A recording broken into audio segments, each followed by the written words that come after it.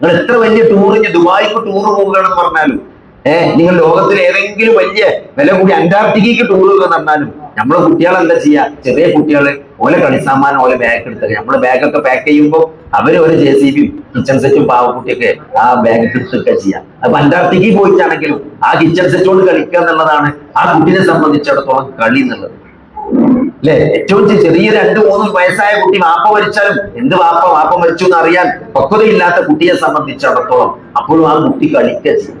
ഞാൻ പറഞ്ഞത് അപ്പൊ കളി എന്ന് പറഞ്ഞ ജീവിതത്തിന്റെ ഒരു ഘട്ടമാണ്, ഒരു ഘട്ടം അല്ലെ. ആ ഘട്ടം കുറച്ചു കഴിഞ്ഞ് അവസാനിക്കും, ലഹീബല്ല. അപ്പൊ ജീവിതം എന്നത് എന്താണ്? അത് ലഹീബാണ്, അത് എന്റർടൈൻമെന്റ് ആണ്. അത് കുറച്ചും കൂടി കഴിഞ്ഞാല് ആ കുട്ടിപ്രായം കഴിഞ്ഞ് കുറച്ചും കൂടി വലിയ ആൾക്കാരായാല് പിന്നെ കളിനേക്കാൾ വിനോദത്തിനാണ് താല്പര്യം കാണുക. കളിക്കുന്നതിനപ്പുറത്ത് ഒരു എന്റർടൈൻമെന്റ് കൂടിയുള്ള കളികൾക്കാണ് എന്ത് ചെയ്യുക കുട്ടികൾക്ക് താല്പര്യം ഉണ്ടാകുക. ഗെയിം കളിക്കുക. ഗെയിമുകളിൽ സാധാരണ പന്തളിച്ചമാരില്ല. ഗെയിം കളിക്കുമ്പോൾ അതിൽ കുറെ സ്കോർ ഉണ്ടാവും, അതിൽ കുറെ പോയിന്റ് കിട്ടും, സ്വർണ്ണ നാണയം കിട്ടും. അപ്പോ അതിൽ കുറെ മറ്റുള്ളവരുമായിട്ട് താരതമ്യിച്ച് ഒരു ലെവൽ ഉണ്ടാവും ഗെയിം ലെവൽ 1, 2, 3. അപ്പൊ ഞാനിപ്പോ ലെവൽ 3-ലാണ്. അപ്പൊ കുട്ടികൾ പരസ്പരം വർത്താനം പറയാൻ എന്നെ കേട്ടാൽ മനസ്സിലാവും. ഒരാള് അവൻ ലെവൽ 3 എത്തി എന്നുള്ളതാണ് എന്താണ് അവനുള്ള അതിലുള്ള അച്ചീവ്മെന്റ്. അപ്പോ അങ്ങനെയുള്ള ഒരു ഘട്ടമുണ്ട്. അത് കഴിഞ്ഞാൽ ജീവിതം എന്നത് ഒരു എന്റർടൈൻമെന്റ് ആയിട്ട് വിനോദമായിട്ട് വഴിമാറുന്ന ഒരു സ്റ്റേജ് നമുക്ക് ജീവിതത്തിൽ ഒരു പ്രായത്തിൽ കാണാൻ സാധിക്കും. എന്നാലോ അത് കഴിഞ്ഞാൽ അള്ളാഹ് പറയാണ് അത് അലങ്കാരമാണ്. ജീവിതം എന്നത് അലങ്കാരമാണ്. അത് നമുക്ക് പ്രത്യേകിച്ച് മനസ്സിലാക്കി പെൺകുട്ടിയാവാൻ നോക്കിയാൽ മതി. പെൺകുട്ടിയൊക്കെ എപ്പോഴും പണ്ടത്തെ പോലെ ഇപ്പോ ജീവിതത്തെ ഒരു അലങ്കാരമായിട്ട് കാണുന്നത്. ഒരെല്ലാ സാധനം ഭയങ്കര ചോട്ടേക്കാരം അല്ലെ. ഒരു ചുരിദാറാണെങ്കിലും ഓലെ വളയാണെങ്കിലും ഒരു മാല, ഒരു മൊബൈൽ തന്നെ വലിയ ഉമ്മാന്റെ പൊട്ടിയ മൊബൈൽ കൊടുത്താലും അതിന്റെ സ്ക്രീൻ നോക്കിയപ്പോൾ ചിലപ്പോൾ എന്ത് ചെയ്യും, 8 കാലി വാല മാറി പൊട്ടിയ സ്ക്രീനേക്കാരം. പക്ഷെ അതിന്റെ കവർ ഉണ്ടല്ലോ, അത് നല്ല ആമസോണിലൊക്കെ ഓർഡർ ചെയ്ത് നല്ല ചോട്ടുള്ള കവറായിരിക്കും അല്ലെ. ഒരു വാച്ച്, അത് ഇപ്പൊ എല്ലാ പെൺകുട്ടികളെ നമ്മൾ പോയി നോക്കിയാല് ഒരു 3-4 ലിപ്സ്റ്റിക് എല്ലാവർക്കും ഉണ്ടാവും റൂമിൽ, കളറുള്ളതും കളറില്ലാത്തതും. പിന്നെ കുറെ അലോയി, അലോബി, അലോസി എന്നൊക്കെ പറഞ്ഞിട്ട് കുറെ ക്രീമുകളും. അപ്പൊ അതെന്താണ്? അത് സൗന്ദര്യമാണ്. അപ്പൊ ജീവിതം എന്നത് എന്താണ്? ജീവിതം എന്നത് അലങ്കാരമാണ്, ഒരു സൗന്ദര്യമാണ് ജീവിതം എന്നത്. പിന്നെ അതൊരു സ്റ്റേജാണ്. അത് കഴിഞ്ഞൊരു കല്യാണമൊക്കെ കഴിഞ്ഞാല് പിന്നെന്താണ്? പിന്നെ കുറച്ച് വരുമാനമൊക്കെ ജോലിയൊക്കെ ആയി കഴിഞ്ഞാല് പിന്നെ ആളുകള് ബൈനക്കും നിങ്ങൾക്കിടയിൽ പെരുമ നടിക്കണം. ജീവിതം എന്നാൽ എന്താണ്? എനിക്ക് അങ്ങനത്തെ ജോലിയാണ്, എനിക്ക് ഇങ്ങനത്തെ ജോലി, ഞാൻ ഇന്ന വർക്ക് ചെയ്തു അല്ലെ, ഞാൻ ഇന്ന കാര്യങ്ങൾ ചെയ്തു, അല്ലെങ്കിൽ എനിക്ക് അവിടെ സ്ഥലമുണ്ട്, ഇവിടെ സ്ഥലമുണ്ട്, എന്റെ കാരണത്താണ്. അപ്പൊ എന്താണ്? ദുനിയാവിലേക്ക് നമ്മൾ നോക്കിയാല് ഒരു സത്യത്തിൽ കോമ്പറ്റീഷൻ ആണ് അല്ലെ. ഇലക്ഷൻ, ഞങ്ങളുടെ ഭർത്താവിന്റെ അനിയനെ ഇലക്ഷൻ, അവിടെ എന്താ പറയാ,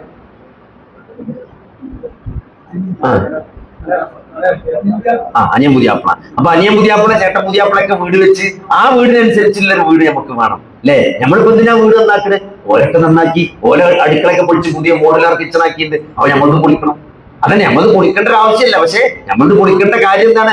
അപ്പുറത്ത് ഒരു വീടുണ്ടാക്കി, മറ്റൊരു വീടുണ്ടാക്കി, അങ്ങനെ അതിനെ അനുകരിച്ച് അവര് കാറ് വാങ്ങി, ഇവര് കാറ് വാങ്ങി, അവരങ്ങനത്തെ വണ്ടി വാങ്ങിയിട്ട് അവർ നമ്മൾ ഇങ്ങനത്തെ വണ്ടി വാങ്ങണം. അപ്പൊ എന്താണ്? അത് ആ കുട്ടി ഓരോ ജീവിതത്തിന്റെ ഓരോ ഘട്ടമാണത്. അത് നിങ്ങൾ ഓരോന്ന് ആലോചിച്ചാക്കിയാൽ മതി. പിന്നെ കുറച്ചുകൂടി പ്രായം ചെന്നാല് കുറച്ചുകൂടി വലിയ പെടാകിയ പറയാം അല്ലെ. അതാണ് അടുത്ത ഖുർആൻ പറഞ്ഞത്. അത് കുറച്ചുകൂടി വയസ്സായ ആൾക്കാർ പറയണത് എന്താണ്? സ്വത്തിലും സമ്പത്തിലും വലിയ തക്കാസുർ നടിക്കുക. ഇവിടെ എന്താ വർത്താനം ചോദിച്ചാൽ അൽഹംദുലില്ലാ എന്ന് പറഞ്ഞാൽ മതി. പക്ഷെ അതിൽ അവസാനിക്കൂല.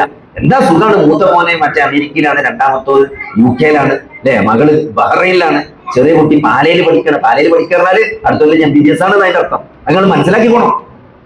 പാലയിലാണ് പഠിക്കുന്നത്. അല്ലെങ്കിൽ അങ്ങനെ അങ്ങോട്ട് അവിടെ എത്ര സ്ഥലമുണ്ട്, ഇവിടെ എത്ര സ്ഥലമുണ്ട്. അപ്പൊ സഹോദരങ്ങൾ, ഇതെന്താണ്? ഇത് മനുഷ്യന്റെ പടച്ചോമരട്ട്. അതാണ് മനുഷ്യന്റെ ദുനിയാവ് എന്ന് പറഞ്ഞാൽ. ദുനിയാവിലെ ജീവിതം എന്നാൽ ഇതൊക്കെ തന്നെയാണ്, അതിലൊന്നും സംശയമില്ല. മക്കളിലും സമ്പത്തിലും തക്കാസുർ നടിക്കലാണ് ജീവിതം എന്നാൽ. എന്നിട്ട് പടച്ചോൻ പറയണേ, ഒരു മഴ പോലെയാണ്, ഒരു മഴ പോലെ. അറബിയിൽ മഴയ്ക്ക് എത്രയോ വാക്കുകളുണ്ട്. പക്ഷെ പടച്ചോമ്മടെ പറഞ്ഞ വാക്ക് വൈസ് എന്നാണ്. വൈസ് എന്നാണ്. എന്താണ് വയസ്സിന്റെ പ്രത്യേകത? ആ വയസ്സ് എന്ന് പറഞ്ഞാല് ഒരു പാകമായ മഴയാണ് അല്ലെ. മഴ പെയ്യുമ്പോൾ തന്നെ വെച്ചെങ്കിൽ മഴ പെയ്യുമ്പോൾ തന്നെ നമുക്ക് എത്ര സുന്നത്തുണ്ട്. ഒരു മഴ പെയ്യുമ്പോൾ നമുക്ക് പറയാം അള്ളാഹുവേ ഒരു നാഫിയായ മഴ, ഉപകാരമുള്ള ഒരു മഴ ഈ പെയ്യിപ്പിക്കണേ എന്ന് പ്രാർത്ഥിക്കാം അല്ലെ. മഴ തോർന്ന് നിൽക്കണമെങ്കിൽ മുതിർന്നില്ല പടച്ചോനെ നിന്റെ അനുഗ്രഹം കൊണ്ട് മഴ പെയ്തു എന്ന് പറയാം. ഈ മഴ ഒന്ന് സ്ട്രോങ് ആയി നമ്മൾ വിചാരിച്ചിട്ട് അപ്പുറത്തേക്ക് പോകുന്നുണ്ട് എന്നൊരു പേടി. അല്ലാഹുമ്മ ഹവാലൈന വലാ അലൈന, അള്ളാഹുവേ ഞങ്ങളുടെ മേല് വേണ്ട, അപ്പുറം മുന്നിലും അവിടെയൊക്കെ പെയ്തോട്ടെ എന്ന്. അങ്ങനെ മഴ പെയ്യുമ്പോൾ തന്നെ ഒരു വിശ്വാസിയെ സംബന്ധിച്ചിടത്തോളം ഭയങ്കര അവസരമാണ്. ഇപ്പൊ ഇവിടെ പടച്ചോൻ പറയാണ്, ഒരു മഴ പോലെയാണ് ദുനിയാവിലെ ജീവിതം. ഇത് വയസ്സ് എന്ന് പറഞ്ഞാല് പാകമായ മഴയാണ്. ഒരു കർഷകനെ സംബന്ധിച്ചിടത്തോളം മഴ ശക്തമായി പെയ്താൽ അവന്റെ വിളവ് നശിക്കും. ചെറിയ മഴ പെയ്താൽ ചിലപ്പോൾ എന്ത് ചെയ്യും, ചില പൂവൊക്കെ കരിഞ്ഞു പോകും അല്ലെ. കശുവണ്ടിയൊക്കെ പൂത്തുക്കുമ്പോ ചില പഴയ മാമാര് പറയും, ചെറിയൊരു മഴ, ചാറ്റൽ മഴ പെയ്താല് ഇതിപ്പോ നല്ലേനല്ല, ആ പൂവൊക്കെ കരിഞ്ഞു പോകും ഈ മഴ കൊണ്ട്. ഒന്നുകൂടി നല്ല പെയ്യാണെങ്കിൽ നന്നായിരുന്നു എന്നൊക്കെ ചില പ്രായമായ സ്ത്രീകൾ മഴ ചെയ്യുമ്പോൾ, വേനൽക്കാലത്ത് മഴ ചെയ്യുമ്പോൾ പറയണം. അതെന്തുകൊണ്ടാ വെച്ചാൽ മഴക്കൊരു പാകമായ കാലാവസ്ഥ വയസ്സ് എന്നതിന് പറയാം അറബിയിൽ, പാകമായ മഴ. ഒരു കർഷകനെ സംബന്ധിച്ചിടത്തോളം ഒരു പാകമായ മഴക്കാണ് വയസ്സ് എന്ന് പറയാം. അപ്പൊ അങ്ങനത്തെ ഒരു മഴ പോലെയാണ് ദുനിയാവിലെ ജീവിതം എന്നതാണ്. എന്താണ് അഅജബൽ കുഫാറ, അത് കർഷകനെ ആശ്ചര്യപ്പെടുത്തി. ആ മഴ കൊണ്ട് എന്ത് ചെയ്തു, കൃഷിക്കാരൊക്കെ ആശ്ചര്യപ്പെട്ടു. കാരണം എന്താ, നബാത്തുഹു, അവന്റെ ചെടി കെട്ട് ആ മഴ കിട്ടി നന്നായിട്ട് വളർന്നു വന്നു, അവന്റെ വിളകളൊക്കെ വളർന്നു വന്നു. എന്നിട്ട് പഠിച്ചോൻ പറയാണ് ഈ ആയത്തുകൾ വെച്ചപ്പോ, ഈ ഖുർആന്റെ ഒരു പ്രത്യേകത എന്താ വെച്ചാല്, ഖുർആൻ ഓരോ തവണകൾ ഓതുമ്പോഴും അതിന്റെ അർത്ഥം തദബ്ബുർ നടത്താന്ന് പറയാം. ഖുർആൻ വെറുതെ ഓതിപ്പോകല്ല. ഖുർആൻ ഓതുമ്പം അതിന്റെ അർത്ഥം നമ്മൾ ആലോചിക്കാം. അഫലാ യതദബ്ബറൂനൽ ഖുർആന, നിങ്ങൾ ഖുർആനെ പറ്റി ഉറ്റാലോചിക്കുന്നില്ലേ എന്നാണ് ചോദിച്ചത്. നിങ്ങൾ ഖുർആൻ ഓതുന്നില്ലേ എന്നല്ല ചോദിച്ചത്, നിങ്ങൾ ഖുർആനെ പറ്റി ഉറ്റാലോചിക്കുന്നില്ലേ. അതിൽ പറയുന്ന കാര്യങ്ങൾ തദബ്ബുർ നടത്തുന്നത്. തദബ്ബുർ എന്ന് പറഞ്ഞാൽ അറബിയിൽ നമ്മൾ പറയാം, അറബി പഠിച്ചു കൊടുക്കാൻ, അറബിയിൽ ഫഅല ഫഅല ഫഅലു എന്നാണ് അറബി സാധാരണ ഒരു മെത്തേഡ്. അറബിന്റെ ഒരു ഗ്രാമർ പറയുമ്പോ അതിൽ ഫഅല എന്നുള്ളതിന്റെ തഫഅല എന്ന് പറയും, തഫഅല വസിൻ എന്നാ പറയാം. അപ്പൊ തദബ്ബുർ എന്ന് പറഞ്ഞാൽ തഫഅല വസിനാണ്, തഫഅല. അപ്പൊ തദബ്ബുർ എന്ന് പറഞ്ഞാൽ എന്താ വെച്ചാൽ ഫഅലയും തഫഅലും തമ്മിലുള്ള വ്യത്യാസം എന്താ വെച്ചാൽ, ഫഅല എന്ന് പറഞ്ഞാൽ ചെയ്തു എന്നാണ്, ചെയ്തു. തഫഅല എന്ന് പറഞ്ഞാൽ മെനക്കെട്ടു എന്നാണ്. അത് വെറും ചെയ്തല്ല, കുറച്ചുകൂടി എടങ്ങേറായിട്ട് ചെയ്യുന്നതാണ് എന്ത് പറയാ, തഫഅല എന്ന് പറയാം. അപ്പൊ തദബ്ബുർ നടത്തുക എന്ന് പറഞ്ഞാല് ഉറ്റാലോചിക്കുക, മെനക്കെട്ട് ആലോചിക്കുക. വെറുതെ അങ്ങനെ കട്ടനായ കുറിച്ച് ആകാശത്തിന് നോക്കി കുത്തിക്കല്ല, കാര്യമായിട്ട് ഇരുന്ന് ചിന്തിക്കുക. അഫലാ യതദബ്ബറൂനൽ ഖുർആന, നിങ്ങൾ ഖുർആനെ പറ്റി ഉറ്റാലോചിക്കുന്നില്ലേ. അങ്ങനെ നിങ്ങൾ ഖുർആനെ പറ്റി ആലോചിച്ചാല്, നിങ്ങൾ ഓരോ സമയം ആലോചിക്കുമ്പോഴും പുതിയ പുതിയ ഒരു ഉൾക്കാഴ്ചയും കാഴ്ചപ്പാടും നമുക്ക് ഖുർആനിൽ കിട്ടും എന്നുള്ളതാണ്. നിങ്ങൾ ആലോചിക്കുക, അള്ള ഒരു കർഷകനെ ആശ്ചര്യപ്പെടുത്തുന്ന ഒരു മഴ പോലെയാണ് ഈ ദുനിയാവ് എന്ന് പറഞ്ഞിട്ട് ഇവിടെ അള്ളാഹു ഒരു കാര്യം പറയാതെ പോയിട്ടുണ്ട്. ഒരു കർഷകനെ സംബന്ധിച്ചിടത്തോളം അവന്റെ ജീവിതത്തിലെ ഏറ്റവും വലിയ സന്തോഷം എന്ന് പറഞ്ഞാല് അത് വിളവെടുപ്പിന്റെ ദിവസമാണ്. വിളവെടുപ്പിന്റെ ദിവസം. അപ്പൊ ഒരു വാഴക്കൃഷി നടുന്ന ആള് പോലും ആ കൃഷി പ്ലാൻ ചെയ്യും. എപ്പോഴും ഓണത്തിനോ വിഷുവിനോ എന്റെ കായ് മാർക്കറ്റിൽ ഇറക്കണം, എന്നാലും വില കിട്ടുള്ളൂ. ഓണത്തിന് പച്ചക്കായ് ഇറങ്ങിയാലാണ് പച്ചക്കായ്ക്ക് ഏറ്റവും വില കിട്ടുക. അപ്പൊ ഓണത്തിന് കൃഷി ഇറങ്ങണമെങ്കിൽ എന്ന് കുഴിച്ചിടണമെന്ന് തീരുമാനിക്കണം. ആ സമയത്തേക്ക് നല്ല വിത്ത് നമ്മൾ സംഘടിപ്പിച്ച് റെഡിയാക്കി വെക്കണം, മണ്ണ് പാകമാക്കി വെക്കണം, ഏറ്റവും നല്ല വളം മിക്സ് ചെയ്യണം. അതൊക്കെ ഉണ്ടാക്കിയിട്ട് പാകമായ ഒരു മഴ പടച്ചോൻ കൊടുക്കണം അല്ലേ. അങ്ങനെ വന്ന് അത് കൊലച്ച് നിൽക്കുന്ന സമയത്ത് കാറ്റടിച്ചാല് എന്ത് ചെയ്യും, അതൊക്കെ ഒടിഞ്ഞു ആ വാഴയൊക്കെ പോവും. അതൊന്നുമില്ലാതെ ആ വിളവെടുപ്പിന്റെ ദിവസം വരുന്നെന്നാണ് കർഷകനെ സംബന്ധിച്ചിടത്തോളം ഏറ്റവും വലിയ സന്തോഷമുള്ളത്. കാരണം ഇത്രയും കാലത്ത് അധ്വാനം അതിന്റെ സമ്പാദ്യമായി മാറാൻ പോകുന്നത്, അതിന്റെ ഫലം കിട്ടാൻ പോകുന്ന ദിവസമാണ് വിളവെടുപ്പ്. നിങ്ങൾ ആലോചിച്ച് നോക്കി, പടച്ചോങ്ങനെയൊക്കെ പറഞ്ഞിട്ട് മഴ പെയ്തു എന്ന് പറഞ്ഞിട്ട് ആ കർഷകന്റെ ചെടി വളർന്നു എന്നാ പറഞ്ഞത്. പിന്നെ വിളവെടുപ്പിനെ കുറിച്ച് പടച്ചോനോട് പറയണേ ഇല്ല. അത് പടച്ചോനെ ഒഴിവാക്കി. എന്നിട്ട് എന്താ പറഞ്ഞോ, അതങ്ങട്ട് നശിച്ച് വൈക്കോലായി നിർമ്മിച്ചത് പോയി എന്നാ പറയുന്നത്. അപ്പൊ സഹോദരങ്ങളെ, ഈ ദുനിയാവിന്റെ വിളവെടുപ്പ് ദുനിയാവിലല്ല, അത് ആഖിറത്തിലാണ്. അത് ആഖിറത്തിലാണ്, പരലോകത്ത് വെച്ചാണ്. ഏത് രൂപമാകണമെന്ന് എന്നിട്ട്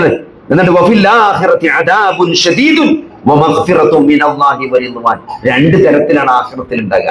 ഒന്ന് അല്ലാഹുവിന്റെ കഠിനമായ ശിക്ഷ ഉണ്ടാകുക, അതാണ് ഇനി കിട്ടാൻ പോണ പ്രതിഫലം. രണ്ടാമത്തത് അല്ലാഹുവിന്റെ അടുത്തുനിന്നുള്ള പാപമോചനമാണ്, അല്ലാഹുവിന്റെ തൃപ്തിയാണ് കിട്ടാനുള്ളത്. ഈ രണ്ട് ഓപ്ഷനാണ് ഒരാൾക്ക് നാളെ പരലോകത്ത് കിട്ടാനുള്ളത്. അത് ഏത് വേണം എന്ന് തെരഞ്ഞെടുക്കാനുള്ള ഒരു പരീക്ഷണത്തിന്റെ നാളുകളാണ് ഈ ദുനിയാവിലൂടെ കടന്നു പോകുന്നത്. ഈ ദുനിയാവിലെ ജീവിതം പറഞ്ഞാല് നിങ്ങൾ ഏറ്റവും ചുരുങ്ങിയത് മനസ്സിലാക്കിക്കോളി, ഇന്നലെ ഇന്ന് നാളെ, ഇന്നലെ ഇന്ന് നാളെ, ഈ 3 ദിവസമാണ് ദുനിയാവിലുള്ളത്. ഇന്നലെ എന്ന് പറഞ്ഞാൽ കഴിഞ്ഞു പോയതാണ്, ഒന്നും ചെയ്യാൻ പറ്റില്ല, ഒന്നും ചെയ്യാനില്ല കഴിഞ്ഞു പോയതിനെ പറ്റി. നാളെ എന്ന് പറഞ്ഞാൽ നാളെ നമ്മൾ ഉണ്ടാവുന്ന ഒരു ഉറപ്പില്ല, എന്തെങ്കിലും ചെയ്യാനുള്ളത് ഇന്ന് മാത്രമാണ്. അതുകൊണ്ട് ആ ഒരു ബോധത്തോടു കൂടി ആർക്ക് ദുനിയാവിനെ ഉപയോഗപ്പെടുത്തി ആഖിറത്തിലേക്ക് മത്സരിക്കാൻ സാധിച്ചോ, ആഖിറത്തിന്റെ വിഷയത്തിൽ ദുനിയാവിന് മത്സരിക്കാൻ സാധിച്ചോ സഹോദരങ്ങളെ, അവർക്കാണ് വിജയമുള്ളത് എന്ന ഖുർആനിന്റെ വലിയ അധ്യാപനങ്ങളാണ് നമ്മൾ മനസ്സിലാക്കേണ്ടത്. ജാബിർ റളിയല്ലാഹു അൻഹു പറയാണ്, അല്ലാഹുവിന്റെ റസൂല് അങ്ങാടി കൂടെ അങ്ങനെ നടന്നു പോവുകയാണ്. അപ്പോ ഒരു ചെറിയ ആട്ടുകൂട്ടി ചത്ത് കിടക്കുന്നതിന്റെ കാതൊക്കെ കീറിയിട്ടുണ്ട്, വളരെ വികൃതമായിട്ടുണ്ട്. എന്നിട്ട് ശവങ്ങനെ അങ്ങാടിയിൽ ഒരു സൈഡിൽ കിടക്കുന്നുണ്ട്. അപ്പൊ നബി അവിടെ നിന്നു എന്നാണ്. നബി സഹാബത്തിനെ വിളിച്ചിട്ട് ആ ആട്ടുകുട്ടിന്റെ മയ്യത്ത് കാണിച്ചു കൊടുക്കുകയാണ്. ഇത് ആർക്കെങ്കിലും വേണോ? അത് ആരെങ്കിലും ഒരു ദിനാറ് കൊടുത്ത് വാങ്ങാൻ ആർക്കെങ്കിലും വേണോ എന്ന് ചോദിച്ചപ്പോ ആർക്ക് വേണം അല്ലെ? ഒരു വലിയ ആടാണെങ്കിൽ അതിന്റെ തൊലിയെങ്കിലും മുറക്കിട്ടിട്ട് തൊലിയെങ്കിലും ഉപയോഗിക്കാൻ പറ്റും. ഒരു പ്രായമാകാത്ത ആട്ടുകൂട്ടിന്റെ തൊലി പോലും എടുക്കാൻ പറ്റാത്ത അളിഞ്ഞ ആട്ടുകൂട്ടിന്റെ ജഡം ആർക്ക് വേണം എന്നാണ് സഹാബത്ത് ചോദിച്ചത്. അപ്പൊ അല്ലാഹുവിന്റെ റസൂല് പറയണേ,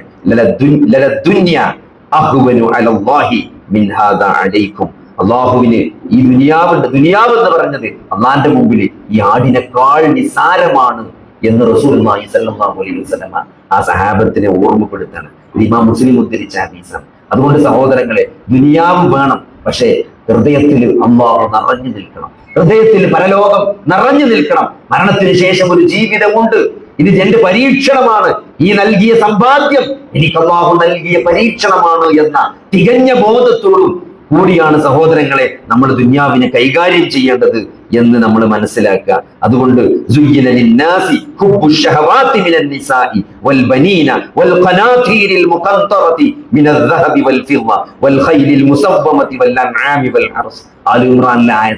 ആലോചിച്ചോക്കി, എന്താണ് മനുഷ്യന്, എന്താണ് സ്ത്രീകളോട്, അതേപോലെ തന്നെ മക്കളോട് അടുക്കി വെച്ച സ്വർണത്തോടും വെള്ളിയോടും കുതിരകളോടും ഒക്കെ കന്നുകാലികളോടും സമ്പത്തിനോടൊക്കെ ഉള്ള ഹൃദയം, ആഗ്രഹം മനുഷ്യനിൽ ഊട്ടപ്പെട്ടിട്ടുണ്ടെന്നാണ്. ഇന്നിപ്പോ ഒരു MLA നോക്കി, ഒരു MLA ആരോപണങ്ങൾക്ക് മറുപടി പറഞ്ഞ് ക്ഷീണിച്ചിരിക്കുകയാണ് സഹോദരങ്ങൾ. എന്തിന്റെ പേരില്?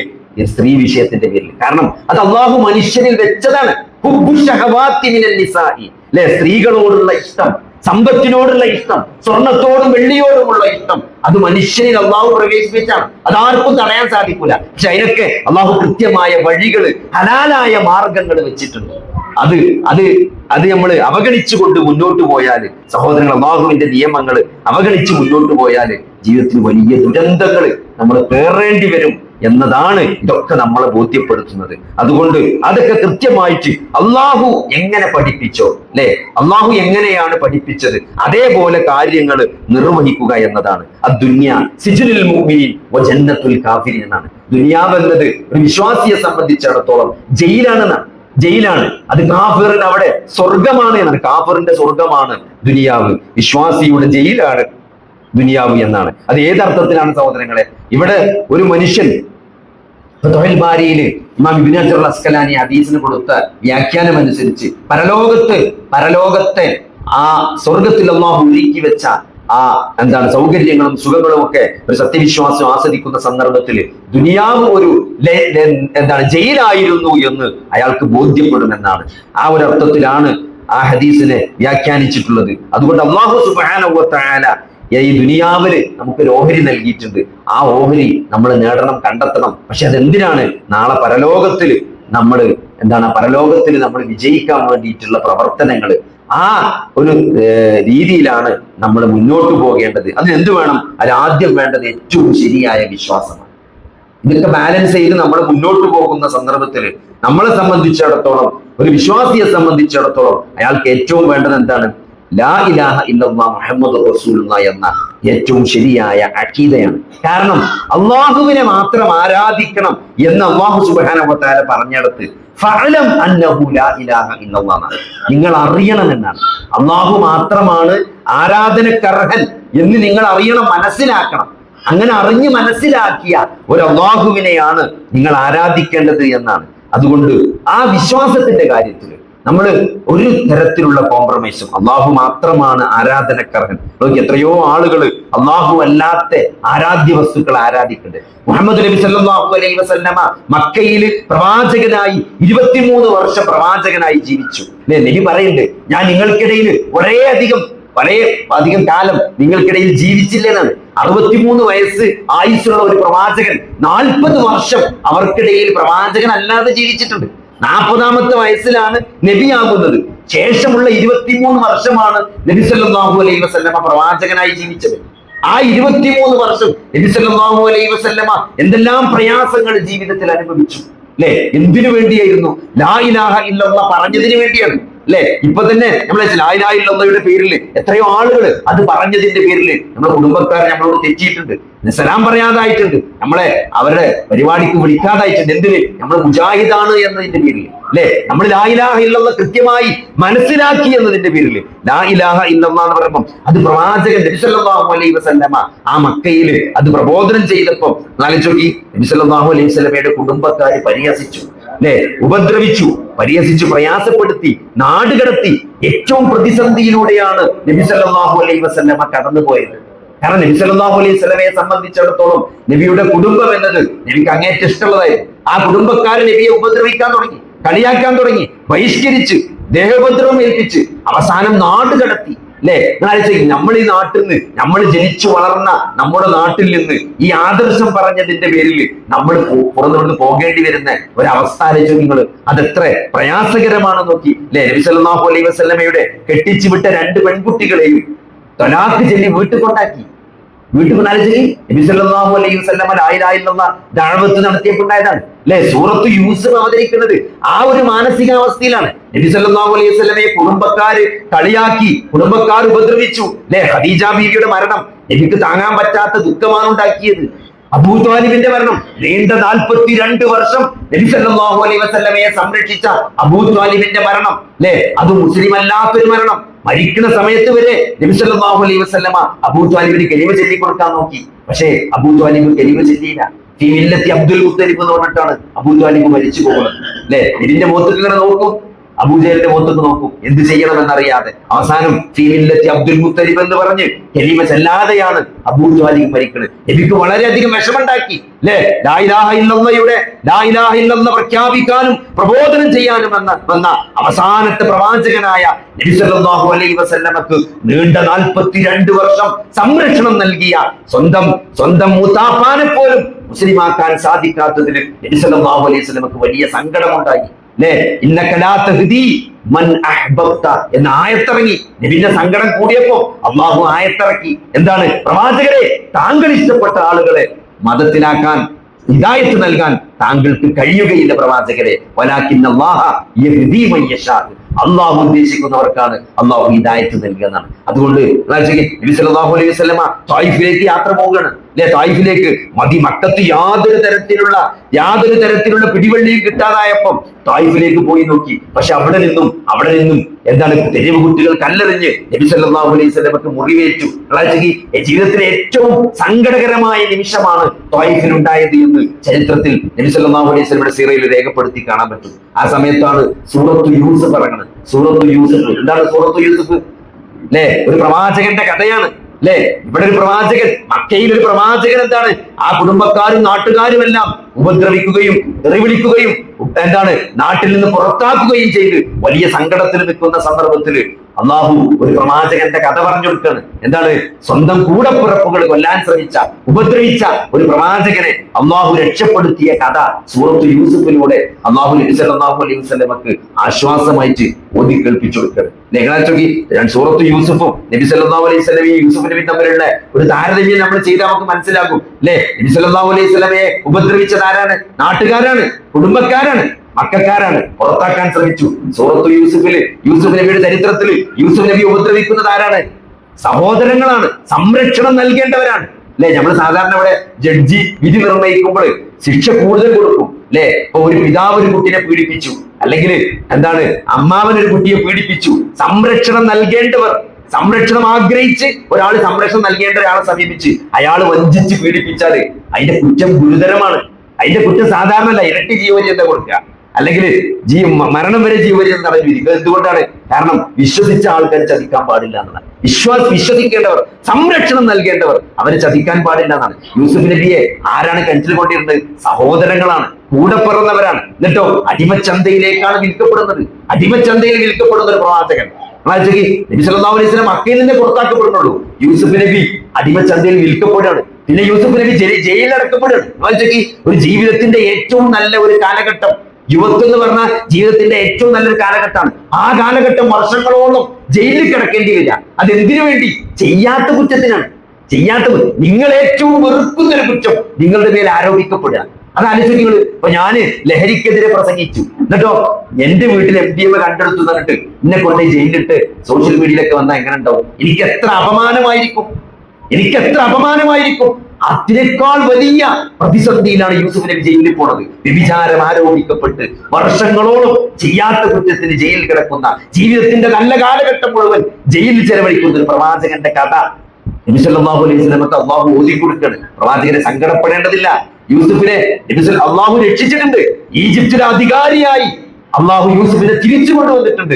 കുറ്റം ചെയ്ത സഹോദരങ്ങൾ അവസാനം മുട്ടുമടക്കി യൂസുഫിന്റെ മുമ്പിലേക്ക് വരുന്ന കാഴ്ചയാണ് സൂറത്തുൽ യൂസുഫിൽ അള്ളാഹു പറഞ്ഞെടുക്കുന്നത്. പക്ഷേ അന്ന് യൂസുഫിലേക്ക് അവർക്ക് പുറത്തു കൊടുക്കുകയാണ് ചെയ്തത്. അതേപോലെ ഈ ഉപദ്രവിച്ച ആളുകൾ താങ്കളുടെ മുമ്പിലേക്ക് വരും. മക്ക ജയിച്ചടക്കുന്ന ഒരു ദിവസം വരും. അന്ന് മുഴുവൻ മക്കൾക്കാർക്കും നബി സല്ലല്ലാഹു അലൈഹി വസല്ലമ മാപ്പ് കൊടുത്തു എന്നാണ്. ഇന്ന് മക്കൾക്കാർക്കെതിരെ പ്രതികാരമില്ല എന്നാണ്. ഉപദ്രവിച്ചവരെ, കൂക്കി വിളിച്ചവരെ, പരിഹസിച്ചവരെ, പുറത്താക്കിയവരെ, കൊല്ലാൻ ശ്രമിച്ചവരെ അവർക്ക് മുഴുവനും അന്ന് മാപ്പ് നൽകിയാണ് പ്രവാചകൻ ചെയ്തത്. അന്ന് നബി മാത്രല്ല, എന്തിനും തയ്യാറായ വലിയ ഒരാൾക്കൂട്ടമാണ് മദീനയിൽ നിന്നും മക്കയിലേക്ക് വന്നത്. അവര് എല്ലാം നബി സല്ലല്ലാഹു അലൈഹി വസല്ലമ എന്ത് കൽപ്പിച്ചാലും അത് ചെയ്യാൻ തയ്യാറായി നിൽക്കുന്ന അനുയായികൾ ഉണ്ടായിരിക്കട്ടെ, ആയിരക്കണക്കിന് അനുയായികൾ ഉണ്ടായിരിക്കെയാണ് നബി സല്ലല്ലാഹു അലൈഹി വസല്ലമ മക്കക്കാർക്ക് മാപ്പ് കൊടുത്തത് എന്നുണ്ട്. അത്രയും വലിയ സ്വഭാവത്തിന്റെ ഉടമയാണ്. പ്രവാചകരെ, താങ്കൾ മഹത്തായ സ്വഭാവത്തിന്റെ ഉടമയാണ് എന്ന് സൂറത്തുൽ കലമിലൂടെ അല്ലാഹു നബി സല്ലല്ലാഹു അലൈഹി വസല്ലമയുടെ സ്വഭാവ മാതൃകയെ പറ്റി സാക്ഷ്യപ്പെടുത്തുകയാണ്.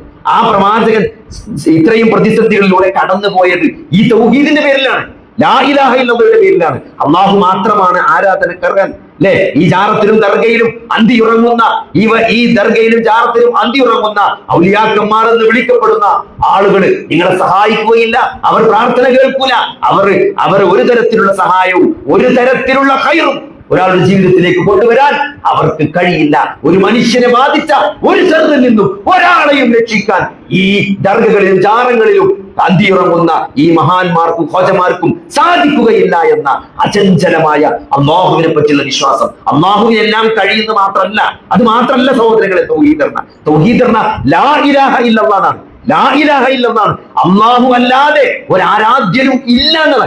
ലാ ഇലാഹ, ഒരു ഇലാഹും തന്നെ ഇല്ല ഇല്ലല്ലാഹ്, അല്ലാഹു അല്ലാതെ. അല്ലാഹു ആരാധനക്കർഹൻ, അല്ലാഹു പ്രാർത്ഥന കേൾക്കുന്നവൻ എന്നല്ല.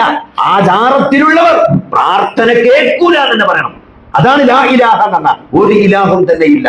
അപ്പൊ അതുകൊണ്ട് അങ്ങനെ പറഞ്ഞത് കൊണ്ടാണ് സഹോദരങ്ങളെ നബി സല്ലല്ലാഹു അലൈഹി വസല്ലമക്ക് പ്രതിസന്ധികളിലൂടെ കടന്നു പോകേണ്ടി വന്നത്.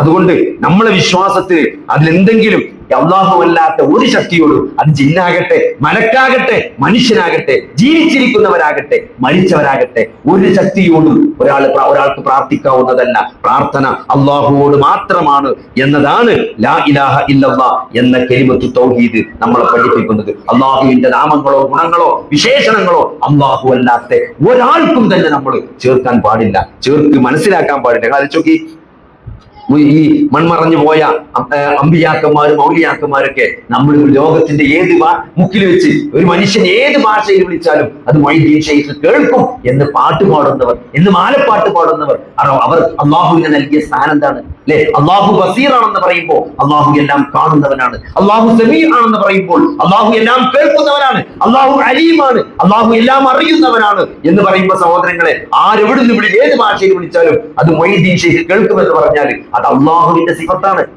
എവിടെ നിന്ന് എങ്ങനെ വിളിച്ചാലും കേൾക്കുമെന്നത് അത് അള്ളാഹുവിന്റെ സിഫത്താണ്. അത് അള്ളാഹു അല്ലാത്ത ഒരാൾക്ക് ചേർത്ത് പറഞ്ഞാൽ അള്ളാഹുവിന്റെ നാമങ്ങളിലും ഗുണങ്ങളിലും വിശേഷണങ്ങളിലും പങ്കു ചേർക്കുന്നുള്ളതാണ്. അത് ശിർക്കാണ്, അത് വലിയ പാപമാണ്. അതുകൊണ്ട് സ്വർഗം നിഷിദ്ധമാകും, നരകത്തിന് കാലാകാലം താമസിക്കേണ്ടി വരുന്ന വലിയ പാപമാണ് എന്ന് നമ്മൾ കൃത്യമായിട്ട് മനസ്സിലാക്കുക. രണ്ടാമത്തത് നമസ്കാരമാണ്. അത് ദീനിലേക്കും ഈ ദുനിയാവിലൂടെ നമ്മൾ യാത്ര സഞ്ചരിക്കുമ്പോൾ, ഈ ദുനിയാവിന്റെ ജീവിതമാകുന്ന ഈ ചെറിയ ആയുസ്സിലൂടെയുള്ള നമ്മുടെ യാത്രയിൽ നമ്മൾ ശ്രദ്ധിക്കേണ്ട ആദ്യത്തെ പോയിന്റ് തൗഹീദ് തന്നെയാണ്.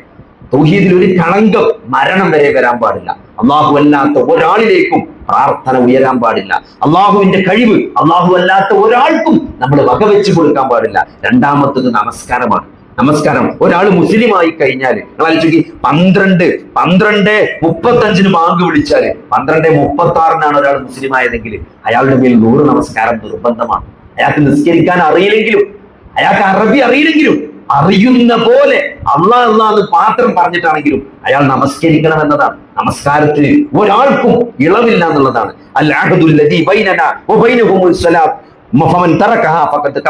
എന്ന ഇമാം തുറമുഴ ഹദീസ് കാണാൻ പറ്റും. എന്താണ് നമ്മളും അവിശ്വാസികളും തമ്മിൽ വ്യത്യാസം എന്താണ്? അവിടെ നമസ്കാരമാണ്. ആരെങ്കിലും അതിനെ ഉപേക്ഷിച്ചാൽ അവൻ കാഫിറായി എന്നാണ്. ബോധപൂർവം ഒരാൾ നമസ്കാരം ഉപേക്ഷിച്ചാൽ അവൻ കാഫിറാണെന്നാണ്. അപ്പൊ നമസ്കാരത്തിന്റെ വിഷയത്തിൽ നമ്മൾ നല്ലോണം ശ്രദ്ധിക്കണം. പരലോകത്ത് ചെന്നാൽ ആദ്യമായി വിചാരണ ചെയ്യപ്പെടുക നമസ്കാരത്തെ കുറിച്ചാണ്.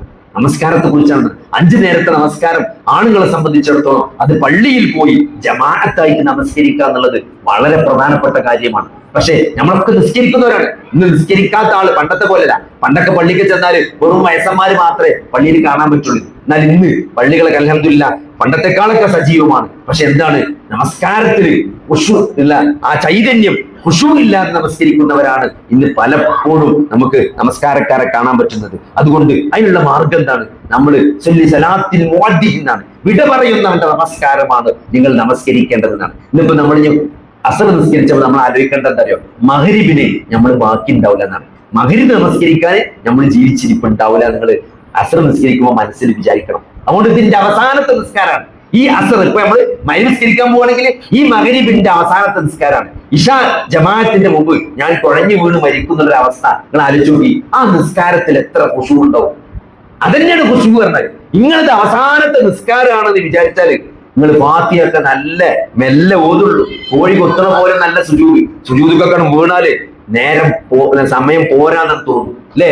അത്രയും ഇഖ്ലാസോട് കൂടി ജീവിതത്തിൽ ഒരിക്കലും നമസ്കരിച്ചിട്ടുണ്ടാവില്ല. അങ്ങനത്തെ നിസ്കാരമാണ് ഇത്. അവസാനത്തെ നിസ്കാരമാണെന്ന് വിചാരിച്ച് ഒരാൾ നിസ്കരിക്കുമ്പോൾ നിസ്കരിക്കുക. കാരണം എന്താ പറയുക? കാരണം ഇശാക്ക് നമ്മൾ ഉണ്ടാവില്ല എന്ന് വിചാരിച്ചാല് പിന്നെ നമ്മളെ മഗ്‌രിബിന്റെ അവസ്ഥ എന്തേക്കാരം?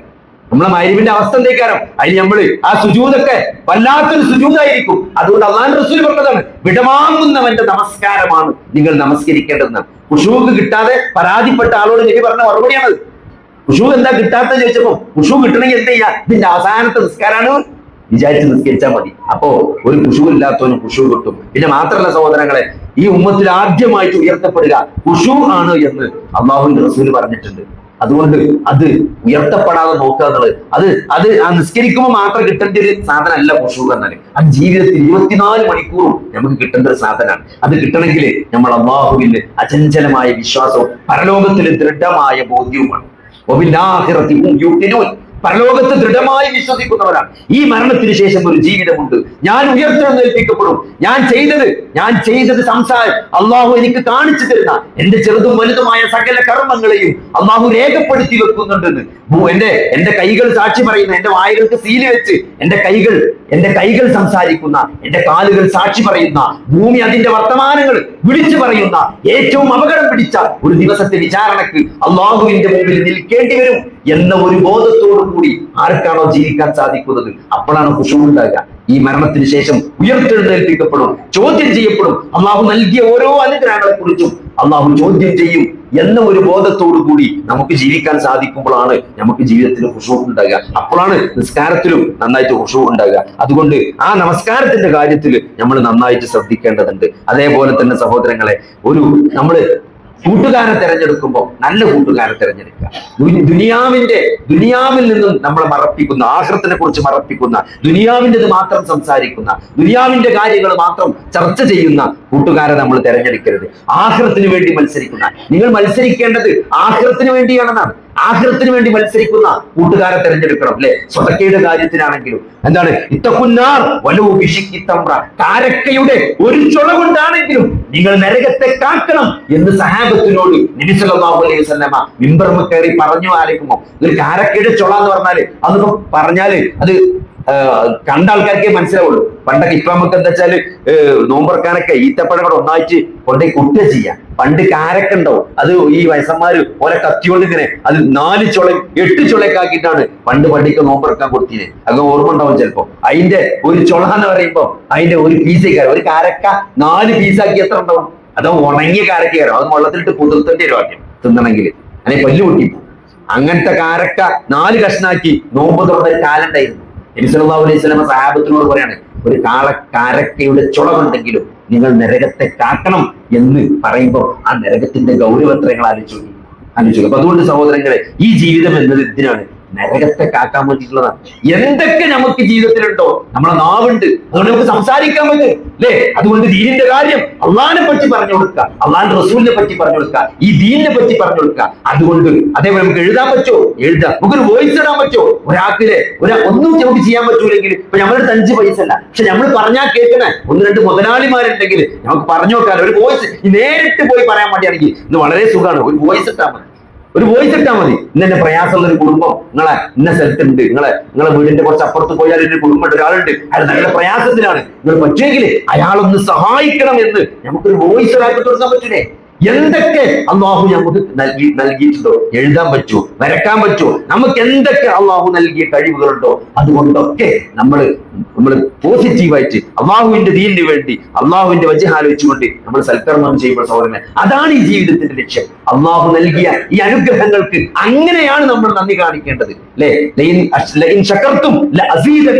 നിങ്ങൾ നന്ദി കാണിച്ചാൽ നിങ്ങൾക്ക് നാം വർദ്ധിപ്പിച്ചു തരുന്നതാണ്.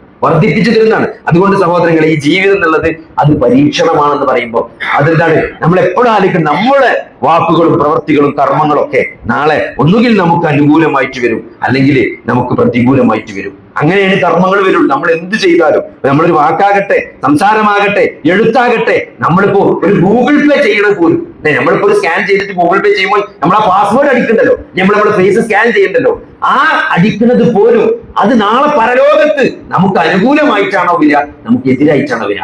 അതാണ് നമ്മൾ ആലോചിക്കേണ്ടത്. അത് എതിരായിട്ട് വരുന്ന ഒരവസ്ഥ ഉണ്ടെങ്കിൽ സഹോദരങ്ങളെ, അത് വലിയ നഷ്ടമായിരിക്കും. അതാണ് നമ്മൾ മനസ്സിലാക്കേണ്ടത്. ഒരു തിരിച്ചുപോക്ക് സാധ്യമല്ല.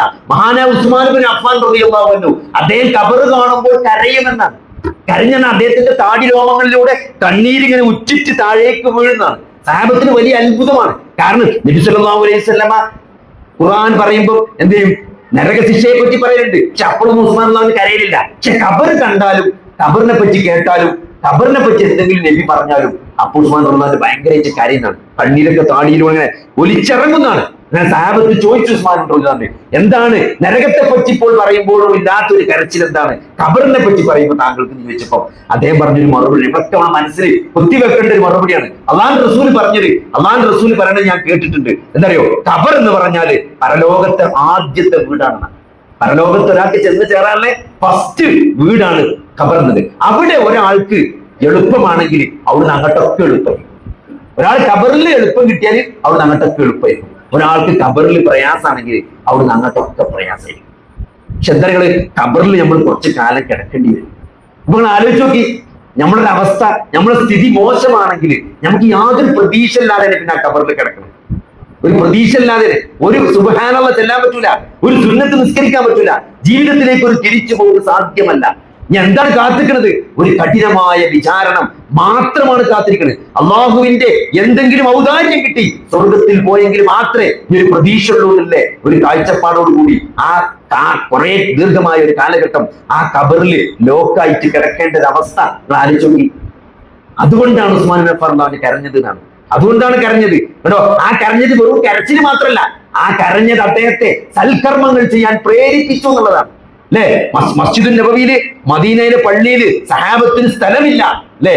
സഹാബികളുടെ എണ്ണം കൂടി വരികയാണ്. മസ്ജിദ് നബിയിൽ ചെറുതായിരുന്നു. എല്ലാ സഹാബിമാരും നിസ്കരിക്കാൻ വന്നാല് പള്ളിയിൽ കൊള്ളാണ്ടായപ്പം പള്ളി വലുതാക്കണം. അപ്പൊ ആര് സ്ഥലം തരും? അതിന്റെ അടുത്തുള്ള സ്ഥലം എന്ന് പറഞ്ഞാൽ യഹൂദന്റെ സ്ഥലമാണ്. ഭയങ്കര വിലയാണ്. അന്ന് മസ്ജിദ് നബവിക്ക് അടുത്ത് അന്ന് തന്നെ 1000 ദീനാർ വിലയുണ്ട് സ്ഥലത്തിന്. അന്നത്തെ കാലത്ത് 1000 സ്വർണ്ണ ദീനാർ കൊടുത്തിട്ടാണ് മഹാനായ ഉസ്മാൻ ബിൻ അഫ്ഫാൻ മസ്ജിദ് നബവിക്ക് വേണ്ടി ആ സ്ഥലം വാങ്ങിക്കൊടുത്തത്. ഇന്നിപ്പോ മസ്ജിദ് നബവിയിൽ നമസ്കാരം കഴിഞ്ഞ് നിൽക്കുക, ആ നിസ്കരിച്ച ആളുകളുടെ പ്രതിഫലക്കാർക്ക് കിട്ടിയിട്ടുണ്ടാവും. മഹാനായ ഉസ്മാൻ ബിൻ അഫ്ഫാൻ റളിയല്ലാഹു ഖബറിലേക്ക് കിട്ടിയിട്ടുണ്ടാവും. നിങ്ങൾ ആലോചിച്ച് നോക്കി. അപ്പൊ വെറും നുളവിളിച്ചാ പോരാ, ഖബറിനെ ആലോചിച്ച് നുളവിളിച്ചാന്ന് പറഞ്ഞാല് ആ ഖബറിലേക്ക് എന്തെങ്കിലും ചെയ്തു വെക്കാനുള്ള ഒരു ബോധം കൂടി സഹോദരങ്ങളെ ആ കരച്ചിൽ നമുക്ക് ഉണ്ടാക്കണം, ആ ചിന്ത നമുക്ക് ഉണ്ടാക്കണം അല്ലെ? അന്ന് മദീനയിൽ വരൾച്ചയാണ്. ആരെ കിണറ്റിലും വെള്ളമല്ല. ഒരു യഹൂദന്റെ കിണറ്റിൽ സമൃദ്ധമായി വെള്ളമുണ്ട്. നബി ചോദിക്കണ്, ആര് ആ കിണർ മുസ്ലിങ്ങൾക്ക് വാങ്ങി തരുന്ന ചോദിച്ച്. അന്നും 1000 സ്വർണ്ണ ദീനാർ കൊടുത്തിട്ട് ഉസ്മാൻ ബിൻ അഫ്ഫാൻ ആ കിണർ മദീനയിലെ മുസ്ലിങ്ങൾക്ക് വാങ്ങിക്കൊടുക്കണം. നമ്മൾ ആലോചിച്ച്. അപ്പോ അതൊക്കെ എന്തിനാണ്? നാളെ തന്റെ കബറിലേക്ക് വന്നു ചേരുമെന്നുള്ള ആ തികഞ്ഞ ബോധ്യം അല്ലെ? നമ്മൾ ഈ ദുനിയാവിൽ എത്ര കാലം ജീവിക്കും? എത്ര സമ്പത്തുണ്ടെങ്കിലും നമുക്ക് കുറച്ച് കാലം ജീവിക്കാൻ പറ്റുള്ളൂ അല്ലെ? മാക്സിമം പോയാൽ ഇന്നത്തെ കാലത്ത് ഒരു 100 വയസ്സ് അല്ലെ? അതിലല്ലേ ഒരു 60-70 ഒരാള് ഒരു പേഷ്യന്റിന്റെ അടുത്തേക്ക് വന്നു. അപ്പൊ അയാൾക്ക് നല്ല പ്രായം, ഒരു 79 വയസ്സ്. അപ്പൊ റിട്ടയർഡ് പ്രൊഫസർ, ഇവിടെ ഈ കണ്ണൂരുള്ള പ്രൊഫസർ. അപ്പൊ അയാൾ മലപ്പുറത്ത് തന്നെ മഞ്ചേരി തന്നെ കാണിക്കാൻ വന്നത്. അപ്പൊ ഞാൻ നിങ്ങളെന്താ കണ്ണൂരിലാണ് ഇവിടെ വന്നു വെച്ചു. അപ്പൊ അയാളോട് അതിന്റെ കാരണം പറഞ്ഞ, എനിക്ക് ആകെ ഒരു മോളേ ഉള്ളൂ. അപ്പോ എന്റെ ഭാര്യ അന്ന് ഞാൻ കല്യാണം കഴിക്കുമ്പോൾ 10 വയസ്സ് കുറവുണ്ട്. അല്ലെങ്കിൽ പഴയ കമ്മ്യൂണിസ്റ്റുകാരനെ തോന്നുന്നു.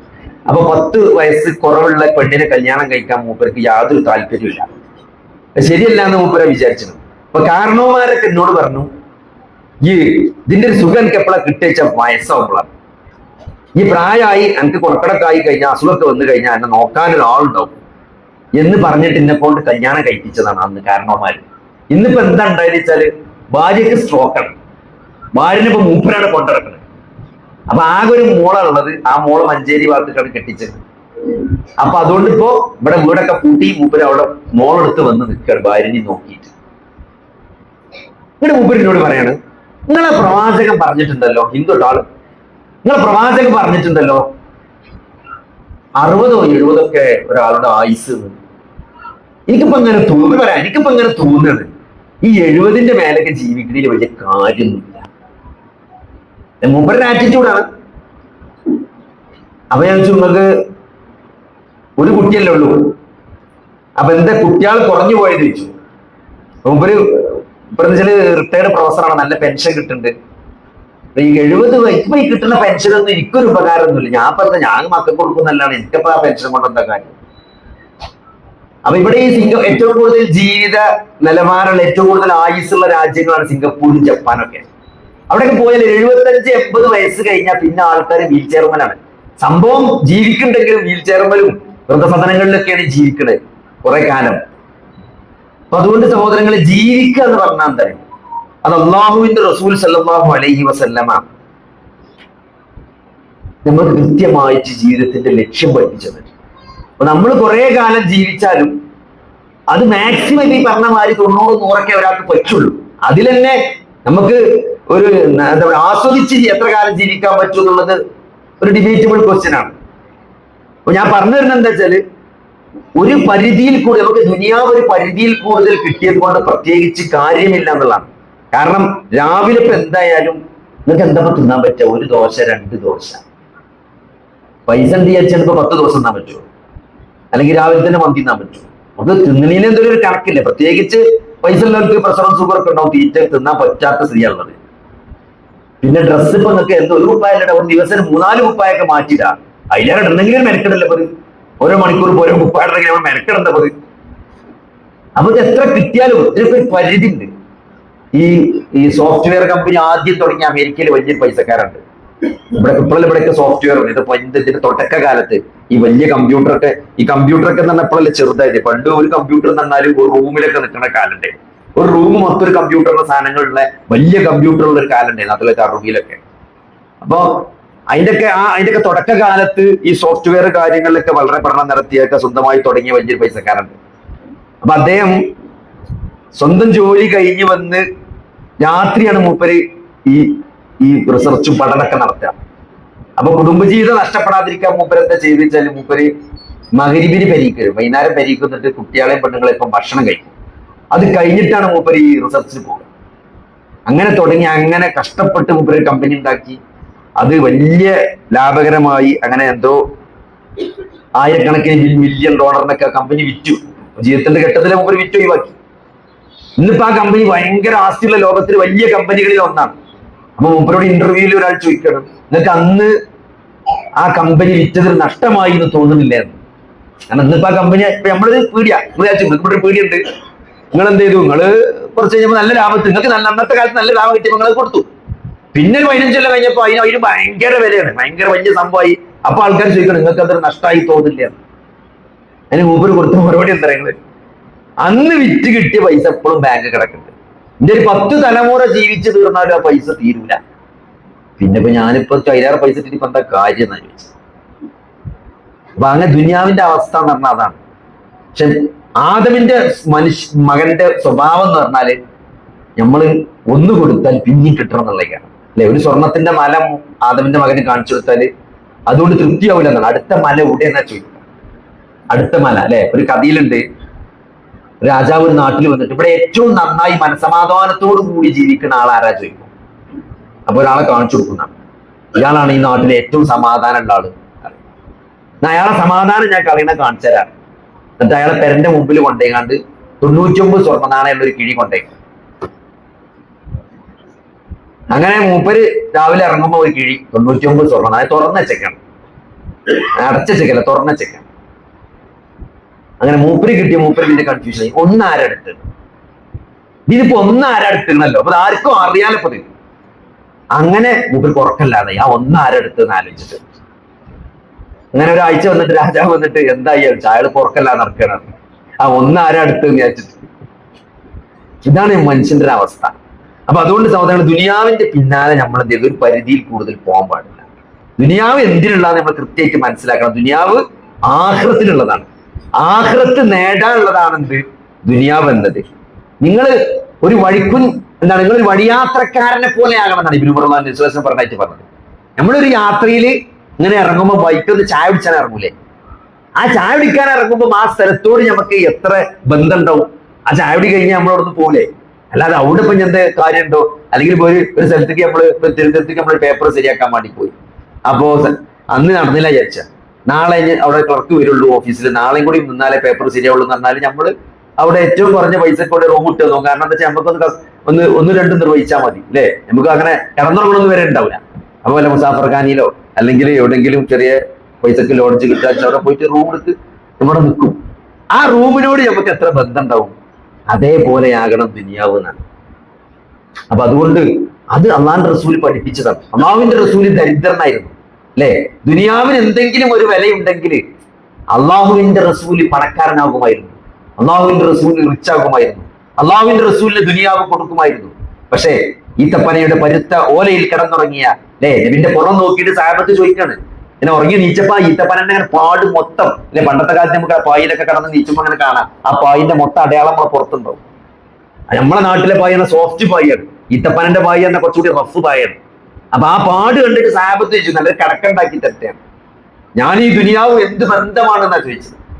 അതുകൊണ്ട് ദുനിയാവ് വേണ്ടെന്നല്ല, പക്ഷെ ദുനിയാവ് നമ്മളെ ആഖിറത്തിനെ നഷ്ടപ്പെടുത്താൻ സമ്മതിക്കരുത് നമ്മൾ. അത് നമുക്ക് വ്യക്തമായ ബോധമാണ്. അതിന് സഹോദരങ്ങളെ, അതിനനുസരിച്ചുള്ള ജീവിതം നമ്മൾ ജീവിക്കണം. ആ ജീവിതം നമ്മളെ മക്കൾക്ക് നമ്മളെ പൈതൃകമായി നമ്മൾ കൊടുക്കേണ്ടതാണ്. എന്റെ വാപ്പ എങ്ങനെയായിരുന്നു, എന്റെ വാപ്പ ഇത്രയൊക്കെ സമ്പത്തുണ്ടെങ്കിലും ആ സമ്പത്തിനോടുള്ള ഒരു ആറ്റിറ്റ്യൂഡ് എന്റെ വാപ്പാന്റെ ഇതായിരുന്നു എന്ന് മനസ്സിലാക്കാൻ നമ്മുടെ മക്കൾക്ക് സാധിക്കേണ്ടതുണ്ട്. അതാണ് നമ്മൾ മക്കൾക്ക് നൽകേണ്ട പൈതൃകം, അതാണ് അല്ലെ. പ്രവാചകന്മാർ അവരുടെ മക്കൾക്ക് നൽകിയ ലിഗസി എന്താണ് അല്ലെ. യാക്കൂബ് നബിക്ക് മരണമാസന്നമായ സന്ദർഭത്തിൽ നിങ്ങൾ അവിടെ ഹാജരുണ്ടായിരുന്നു എന്നാണ് അള്ളാഹ് ചോദിക്കുന്നത്. എന്താണ് യാക്കൂബ് നബി പറഞ്ഞത്? യാക്കൂബ് നബി എന്താ പറഞ്ഞത് അല്ലെ, വലിയ മൂത്ത മകന് ആ മട്ടന്നൂർ അങ്ങാടിയുള്ള ആ സ്റ്റാൻഡിന്റെ ബാക്കിലുള്ള 10 സെന്റ് കൊടുക്കണം, അല്ലെ ചെറിയ മോക്കത് കൊടുക്കണം, അങ്ങനല്ല വസിയത്ത് കൊടുത്തത്. എല്ലാവരെയും വിളിച്ചിട്ട് യാക്കൂബ് നബി ചോദിച്ചെന്താണ്, എനിക്ക് ശേഷം നിങ്ങൾ ആരെയാണ് ആരാധിക്കാന്ന് വെച്ച്. പാപ്പാന്റെ മക്കള് ശിർക്ക് ചെയ്യരുത്, നമസ്കാരം നിലനിർത്തണം, ബിദ്അത്ത് ചെയ്യരുത് എന്നാണ് സഹോദരങ്ങളെ നമ്മൾ മക്കൾക്ക് നൽകേണ്ട വസിയത്ത്. അത് ജീവിതം കൊണ്ട് അത് എന്റെ വാപ്പ അങ്ങനെയായിരുന്നു എന്ന് മക്കള് അത് ജീവിതത്തിലൂടെ മനസ്സിലാക്കിയെടുക്കണം. അതാണ് നമ്മൾ അനന്തരാവകാശമായി നൽകേണ്ട പൈതൃകം, അതാണ്. അതുകൊണ്ട് ഒരു വിശ്വാസിയെ സംബന്ധിച്ചിടത്തോളം നമ്മൾ ജീവിതത്തിൽ നിലനിർത്തേണ്ട കാര്യങ്ങൾ ഒന്ന് ഈ തൗഹീദ് തന്നെയാണ്. 2 തൗഹീദ്, ശിർക്കില്ലാത്തൊരു ജീവിതം, പിന്നെ ബിദ്അത്തില്ലാത്ത ആചാരങ്ങൾ. നബി സല്ലല്ലാഹു അലൈഹി വസല്ലമ 23 വർഷം സഹാബത്തിന്റെ ഇടയിൽ ജീവിച്ച് സ്വർഗത്തിലേക്ക് അടുപ്പിക്കുന്ന മുഴുവൻ കാര്യങ്ങളും ആ പ്രവാചകൻ പഠിപ്പിച്ചിട്ടുണ്ട് അല്ലെ. നബി സല്ലല്ലാഹു അലൈഹി വസല്ലമ പഠിപ്പിച്ച നിസ്കാരം, നോമ്പും ദിക്റുകളും നമുക്ക് എത്രയേ പഠിക്കാണ്ട്, എത്രയേ ചെയ്യാണ്ട്. ആ പ്രവാചകൻ പഠിപ്പിച്ച സഹീഹായ പ്രാർത്ഥനകള്, ദിക്റുകള്, ചര്യകള്, ഇതൊക്കെ നമുക്ക് എത്രയോ പഠിക്കാനും മനസ്സിലാക്കാനുണ്ട്. ആ പ്രവാചകൻ പഠിപ്പിക്കാത്ത കാര്യങ്ങൾ ചെയ്യാന്ന് പറഞ്ഞാല് അത് വലിയ തെറ്റാണ് അല്ലെ. കാരണം ഇന്നേ ദിവസം ഈ നിങ്ങളുടെ മതം നിങ്ങൾക്ക് പൂർത്തിയാക്കി തന്നതാണ്. സ്വർഗത്തിലേക്ക് അടുപ്പിക്കുന്ന മുഴുവൻ കാര്യങ്ങളും നിങ്ങൾക്ക് ഞാൻ പറഞ്ഞു തന്നിട്ടുണ്ട്. നരകത്തിൽ നിന്ന് നിങ്ങളെ അകറ്റുന്ന മുഴുവൻ കാര്യങ്ങളെ കുറിച്ചും ഞാൻ നിങ്ങൾക്ക് താക്കീത് നൽകിയിട്ടുണ്ടെന്നാണ്. അതുകൊണ്ട് അള്ളാന്റെ റസൂൽ പഠിപ്പിക്കാത്ത ഒരു ആചാരം റബീഉൽ അവ്വൽ വരാൻ പോവാണ്. അള്ളാന്റെ റസൂൽ സല്ലല്ലാഹു അലൈഹി വസല്ലമ റബീഉൽ അവ്വൽ 12-നാണ് ജനിച്ചത് എന്ന് സ്വഹീഹായ റിപ്പോർട്ട് പോലുമില്ല. ആകുള്ളത് എന്താണ്? നബി 12-നാണ് മരിച്ചത്. റബീഉൽ അവ്വൽ 12 തിങ്കളാഴ്ചയാണ് നബി സല്ലല്ലാഹു അലൈഹി വസല്ലമ വഫാത്തായത്. കാരണം നബി ജനിച്ചപ്പോൾ നബി ആയിരുന്നില്ല. അറബികൾക്കിടയിൽ ജന്മദിനം ആഘോഷിക്കുന്ന ഒരു ശീലമല്ല. അതുകൊണ്ട് തന്നെ ജന്മദിനം അവർ ഓർത്തു വെക്കാറില്ല. നബി സല്ലല്ലാഹു അലൈഹി വസല്ലം മരിച്ചത് റബീഉൽ അവ്വൽ 12-നാണ് എന്ന് ചരിത്രത്തിൽ കാണാൻ സാധിക്കും. ജനിച്ചത് കാണാൻ സാധ്യമല്ല. പിന്നെ റബീഉൽ അവ്വൽ 12-നാണ് നബി ജനിച്ചത്. അന്ന് പ്രത്യേക പ്രാർത്ഥനകൾ, അന്ന് പ്രത്യേക സലാത്തുകൾ, പ്രത്യേക ബൈത്ത്, പായസം, ബിരിയാണി, ജാഥ. സഹോദരങ്ങൾ, എന്തിനു വേണ്ടി? നബിയുടെ പുണ്യം കിട്ടാൻ വേണ്ടി, നബിയുടെ ഇഷ്ടം കിട്ടാൻ വേണ്ടി. നബിയുടെ ഇഷ്ടം കിട്ടാൻ സഹോദരങ്ങളെ നബിയെ ജീവിതത്തിൽ പിൻപറ്റണം. നബി ഏറ്റവും കൂടുതൽ സ്നേഹിച്ചവർ ആരാണ്? സഹാബത്താണ് നബി ഏറ്റവും കൂടുതൽ സ്നേഹിച്ചത്, അല്ലേ? നബി സല്ലല്ലാഹു അലൈഹി വസല്ലമയുടെ വഫാത്തിന് ശേഷം ബിലാൽ റളിയല്ലാഹു അൻഹു ബാങ്ക് വിളിച്ചു എന്നാണ്. അഷ്ഹദു അന്ന മുഹമ്മദർ റസൂലുള്ളാഹ് എന്ന് ചൊല്ലിയപ്പോൾ ആ മുഹമ്മദ് എന്ന് പേര് ഉച്ചരിക്കാൻ പറ്റാതെ ബിലാൽ ബാങ്ക് നിർത്തിയതാണ്. ബിലാൽ ബാങ്ക് നിർത്തി. പിന്നെ ബിലാൽ ബാങ്ക് വിളിച്ചിട്ടില്ല. അഷ്ഹദു അന്ന മുഹമ്മദർ റസൂലുള്ളാഹ് എന്നതിലെ മുഹമ്മദ് എന്ന പേര് ഉച്ചരിക്കാൻ കഴിയാത്തത് കൊണ്ട് പിന്നീട് ബിലാൽ ബാങ്ക് വിളിച്ചിട്ടില്ല. ആ ബിലാൽ സ്നേഹിക്കുന്നത് പോലെ നിങ്ങൾ ആരെങ്കിലും നബിയെ സ്നേഹിച്ചിട്ടുണ്ടോ? ഇല്ല. ആ ബിലാല് റബീഉൽ അവ്വൽ 12-ന് ജാഥ നടത്തിയിട്ടില്ല. റബീഉൽ അവ്വൽ 12-ന് ഒരു സലാത്ത് പോലും ചൊല്ലിയിട്ടില്ല. റബീഉൽ അവ്വൽ 12-ന് ഒരു കാരക്ക പോലും ഒരാൾക്ക് ദാനമായി കൊടുത്തിട്ടില്ല. ഒരു തസ്ബീഹ് പോലും നബി സല്ലല്ലാഹു അലൈഹി വസല്ലമക്ക് വേണ്ടിയിട്ടോ അല്ലെങ്കിൽ ബിലാൽ റബീഉൽ അവ്വൽ 12-ന് ചൊല്ലിയതായിട്ട് ചരിത്രത്തിൽ കാണാൻ സാധ്യമല്ല. ബിലാൽ എന്നല്ല ഒരു സഹാബിയും ചൊല്ലിയിട്ടില്ല, അല്ലേ? ഏറ്റവും വലിയ ഔലിയാക്കന്മാർ ആരാണ്? ഏറ്റവും വലിയ ഔലിയാക്കന്മാർ സഹാബത്താണ്. ഔലിയാക്കന്മാരുടെ ദറജയിൽ ഏറ്റവും വലിയ ഔലിയ ആരാണ്? അബൂബക്കർ സിദ്ദീഖ് റളിയല്ലാഹു അൻഹു. അത് കഴിഞ്ഞ ഉമർ ഇബ്നു ഖത്താബാണ്. അത് കഴിഞ്ഞ ഉസ്മാൻ ഇബ്നു അഫ്ഫാനാണ്. അത് കഴിഞ്ഞാൽ അലി ഇബ്നു അബീ ത്വാലിബാണ്. അത് കഴിഞ്ഞ സ്വർഗ്ഗം കൊണ്ട് സന്തോഷ വാർത്ത അറിയിക്കപ്പെട്ട ബാക്കി 10 ആളുകളിൽ 6 ആൾക്കാരാണ്. അത് കഴിഞ്ഞിട്ടേ ഏറ്റവും വലിയ ഔലിയവരും വരുള്ളൂ. ഇതാണ് അഹ്ലു സുന്നത്ത് വൽ ജമാഅത്തിന്റെ അഖീദയിൽ ഔലിയാക്കന്മാരുടെ ലിസ്റ്റിലെ റാങ്ക് ലിസ്റ്റാണിത്. ഈ ഉമ്മത്തിലെ ഏറ്റവും നബിക്ക് ശേഷം ഏറ്റവും ദറജയുള്ള വ്യക്തി ആരാണ്? അബൂബക്കർ സിദ്ദീഖാണ്. അതിൽ സംശയമില്ല. രണ്ടാനാണ് ഉമർ ഇബ്നു ഖത്താബാണ്. അത് കഴിഞ്ഞിട്ട് ആരും വരുള്ളൂ. ഈ പറഞ്ഞ ആരും തന്നെ ഒരു സഹാബി പോലും നബി സല്ലല്ലാഹു അലൈഹി വസല്ലമയുടെ പേരിൽ റബീഉൽ അവ്വൽ 12-ന് ഒരു പ്രത്യേക ബൈത്തോ ഒരു സലാത്തോ ഒരു ദിക്റോ ചൊല്ലിയതായിട്ട് കാണാൻ സാധ്യമല്ല. ഒരു കാരക്ക പോലും അധികം കൊടുത്ത് ദാനം ചെയ്തതായിട്ട് കാണാൻ സാധ്യമല്ല. പിന്നെ എന്താ ചെയ്ത്? അവർ തിങ്കളാഴ്ച നോമ്പ് നോറ്റിരുന്നു എന്നുള്ളതാണ്. തിങ്കളാഴ്ച നോമ്പ് നോക്കി എന്തേ പറ്റുള്ളൂ? തിങ്കളാഴ്ച നോമ്പ് നോക്കാനേ പറ്റുള്ളൂ. റബീഉൽ അവ്വൽ 12-നല്ല ആഘോഷിക്കേണ്ടത്. തിങ്കളാഴ്ച നോമ്പ് നോറ്റു എന്നത് തിങ്കളാഴ്ച നോമ്പ് നോക്കാനുള്ള തെളിവേ ആകുള്ളൂ. സഹോദരങ്ങളെ, അതുകൊണ്ട് നബി സല്ലല്ലാഹു അലൈഹി വസല്ലമ പഠിപ്പിക്കാത്ത ഒരു കാര്യവും നമ്മൾ ജീവിതത്തിൽ ചെയ്യാൻ പാടില്ല. കാരണം നാളെ ഹൗദുൽ കൗസറിന്റെ അടുത്തേക്ക് നമ്മൾ ഹൗദുൽ കൗസറിൽ വെള്ളം കുടിക്കാൻ വേണ്ടി അത് നമുക്ക് നബിയാണ് കോരിത്തരിക. ആ ഹൗദുൽ കൗസറിന്റെ അടുത്തേക്ക് വരുന്ന എന്റെ ഉമ്മത്തിൽപ്പെട്ട ചില ആളുകളെ അള്ളാഹുവിന്റെ റസൂൽ ആട്ടിയകറ്റുമെന്നാണ്. നിങ്ങൾ ദൂരെ പോകൂ എന്ന് പറഞ്ഞ് ഈ ഉമ്മത്തിൽപ്പെട്ട ചില ആളുകളെ നബി സല്ലല്ലാഹു അലൈഹി വസല്ലമ ഹൗദുൽ കൗസറിന്റെ കരയിൽ നിന്ന് ആട്ടിയകറ്റുമെന്നാണ്. ആരാണവർ? നബിക്ക് ശേഷം എനിക്ക് ശേഷം എന്റെ മതത്തിൽ പുതുതായി ആചാരങ്ങൾ കടത്തിക്കൂട്ടിയ ആളുകളായിരിക്കും അവർ എന്നാണ്. അതുകൊണ്ട് സഹോദരങ്ങളെ, ജീവിതത്തിൽ ഒരിക്കലും വിദഅത്ത് സംഭവിക്കാതിരിക്കാൻ നമ്മൾ നല്ലോണം ശ്രദ്ധിക്കണം. അള്ളാഹുവിന്റെ റസൂല് ഏതൊരു കാര്യം സുന്നത്ത് അനുഷ്ഠിക്കണ്ടോ അത് പ്രവാചകൻ ചെയ്തതാണോ, സഹാബത്ത് ചെയ്തതാണോ, പ്രവാചകനിൽ നിന്ന് സഹാബത്ത് മനസ്സിലാക്കിയതാണോ, അങ്ങനെ പ്രവർത്തിച്ചതാണോ, അതല്ല പ്രവാചകരിൽ നിന്നോ സഹാബികളിൽ നിന്നോ മാതൃകയില്ലാത്ത ഒരാചാരവും അത് ഇസ്ലാമുമായി യാതൊരു ബന്ധവുമില്ല എന്ന് നമ്മൾ മനസ്സിലാക്കി. ഈ കബർ കെട്ടിപ്പൊക്കലും ഈ കബറുമായിട്ടുള്ള എല്ലാ ആചാരങ്ങളും അതൊന്നും ഇസ്ലാമിന്റേതല്ല, പ്രവാചകന്റേതല്ല, സഹാബത്ത് അതിന് മാതൃകയല്ല എന്ന് നമ്മൾ കൃത്യമായിട്ട് മനസ്സിലാക്കുക. അതുകൊണ്ട് ജീവിതത്തിൽ ശിർക്ക് സംഭവിക്കാതിരിക്കാൻ, ബിദ്അത്തുകൾ സംഭവിക്കാതിരിക്കാൻ നല്ല ജാഗ്രത നമ്മൾ പുലർത്തേണ്ടതുണ്ട്. അതാണ് അല്ലാഹു അക്ബർ എന്ന് പറഞ്ഞാൽ നമ്മൾ മനസ്സിലാക്കി. ജീവിതത്തിൽ ഒരുപക്ഷെ ഏറ്റവും കൂടുതൽ നമ്മൾ ഉച്ചരിക്കുന്ന വാക്ക് അല്ലാഹു അക്ബർ എന്നാണ്, അല്ലെ? ഒരു ജീവിതത്തിൽ എത്ര തവണ നമ്മൾ അല്ലാഹു അക്ബർ പറയുന്നുണ്ട്, അല്ലെ? ബാങ്ക് കൊടുക്കുമ്പോൾ അതിന് ഉത്തരം പറയുമ്പോൾ, ഇഖാമത്ത് വിളിക്കുമ്പോൾ അതിന് ഉത്തരം പറയുമ്പോൾ, നമസ്കാരത്തിലെ ഓരോ കർമ്മങ്ങൾ, നമസ്കാരത്തിലെ ഓരോ ആക്ഷനും നമ്മൾ അല്ലാഹു അക്ബർ പറയുന്നുണ്ട്. അത് കഴിഞ്ഞ് നിസ്കാരം കഴിഞ്ഞ് 33 വട്ടം വീണ്ടും നമ്മൾ അല്ലാഹു അക്ബർ പറയുന്നുണ്ട്. സുന്നത്ത് നിസ്കാരത്തിൽ എത്രയോ തവണ അല്ലാഹു അക്ബർ പറയുന്നുണ്ട്. അത് കഴിഞ്ഞ് വീണ്ടും നമ്മൾ വീണ്ടും ളുഹറിന്റെ സുന്നത്ത്, ളുഹറിന്റെ ബാങ്ക്, ളുഹറിന്റെ ഇഖാമത്ത്, ളുഹർ നിസ്കാരം, ളുഹർ നിസ്കാരത്തിന്റെ സുന്നത്ത് നിസ്കാരം കഴിഞ്ഞാൽ 33, അത് കഴിഞ്ഞ് അസർ നിസ്കാരത്തിൽ അതിന്റെ ബാങ്ക്, അതിന്റെ ഇക്കാമത്ത്, ആ നിസ്കാരം കഴിഞ്ഞിട്ടുള്ള അല്ലാഹു അക്ബർ, അത് കഴിഞ്ഞ് മഗ്രിബ് അല്ലെ, മഗ്രിബിന്റെ ശേഷമുള്ള സുന്നത്ത്, അതേപോലെ തന്നെ നിസ്കാരത്തിന് ശേഷമുള്ള അല്ലാഹു അക്ബർ, ഇശ, അത് കഴിഞ്ഞ് ഉറങ്ങാൻ പോകുമ്പോഴുള്ള 34 അല്ലാഹു അക്ബർ. ജീവിതത്തിൽ ഒരുപക്ഷെ ഏറ്റവും കൂടുതൽ ഉച്ചരിച്ച വാക്കാണ് അല്ലാഹു അക്ബർ എന്നത്. അല്ലാഹു അക്ബർ എന്നത് ഒരു തവണയെങ്കിലും അല്ലാഹു അക്ബർ എന്ന് പറഞ്ഞതിന്റെ അർത്ഥം എന്താണെന്ന് മനസ്സിലാക്കിയിട്ടാണ് നമ്മൾ ജീവിച്ചതെങ്കിൽ സഹോദരങ്ങളെ, നമ്മുടെ ജീവിതം മാറിയിട്ടുണ്ടാവും. എന്താണ് അല്ലാഹു പറഞ്ഞ? അല്ലാഹുവാണ് വലിയവൻ. അല്ലാഹുവാണെന്നാണ് അല്ലാഹുവിന്റെ ആ വലിപ്പം മാത്രമല്ല, എന്റെ ജീവിതത്തിൽ ഞാൻ ഏറ്റവും വില കൽപ്പിക്കുന്നത് അല്ലാഹുവിനാണ്, അവന്റെ റസൂലിനാണ്. അല്ലാഹു എന്താണോ കൽപ്പിച്ചത് അതിനാണ് ഞാൻ ജീവിതത്തിൽ പ്രയോറിറ്റി നൽകുന്നത് എന്നാണ്. എന്റെ വാക്കും എന്റെ പ്രവൃത്തികളും എന്റെ സ്വലാത്തി വനുസുഖി വമഹിയായ വമമാതി ലില്ലാഹി റബ്ബിൽ ആലമീൻ, എന്റെ ജീവിതം, എന്റെ മരണം, എന്റെ ആരാധനകൾ, എന്റെ ബലി, അതെല്ലാം സർവ്വലോകരക്ഷിതാവായ അല്ലാഹുവിനുള്ളതാണ് എന്ന് പ്രഖ്യാപിക്കുക. സഹോദരങ്ങളെ, അങ്ങനത്തെ ഒരാൾക്ക് എങ്ങനെയാണ് ഹറാമ് ചെയ്യാൻ സാധിക്കുക? ഒരാളെങ്ങനെയാണ് വഞ്ചിക്കാൻ സാധിക്കുക? ഒരാളെങ്ങനെയാണ് കൊല്ലാൻ സാധിക്കുക? ഒരാളെങ്ങനെയാണ് ബോധപൂർവ്വം ഉപദ്രവിക്കാൻ സാധിക്കുക? അയൽവാസിയെ പട്ടിണിക്കിടാൻ സാധിക്കുക? ഒരിക്കലും സാധിക്കൂല. ഈ പ്രവാചകൻ എന്തൊക്കെ പഠിപ്പിച്ചിട്ടുണ്ടോ എന്നാണ് പ്രവാചകനെ പറ്റി പറഞ്ഞത്? കാന ഖുലുഖുഹു അൽ ഖുർആൻ, പ്രവാചകന്റെ സ്വഭാവം അത് ഖുർആനായിരുന്നു എന്നാണ്.